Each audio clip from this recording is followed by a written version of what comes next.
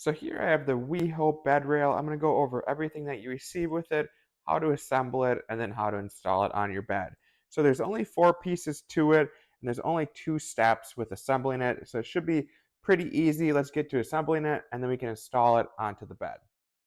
Okay, so let's get to assembling this bed rail. One nice thing about this is you don't need like any type of tools to assemble it. All you gotta do is just pop the pins into place and you're good to go. So step one is just getting the handle assembled, which is just 2 pieces going in there. So we'll get the left side on. We'll move on to the right side.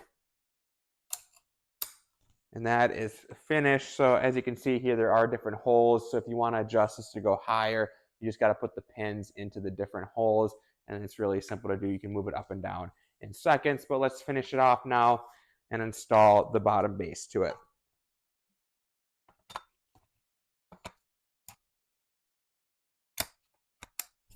All right, so the bottom base is installed. This thing is ready to use.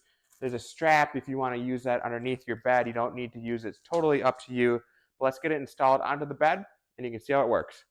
Okay, so now that we have it fully assembled, we can install it into the bed. It's really simple. All you have to do is lift up the mattress. I have a box spring. If you don't have a box spring, it'll still work. You just need like a platform type bed frame or something underneath your mattress that's going to give it a little bit of base so it can hold it in between the mattress and the bottom. So let's get it installed.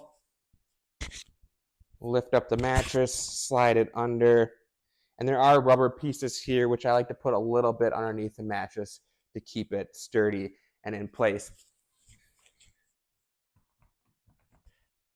So this thing is now fully installed. It really is that easy. It took maybe a minute to put it together.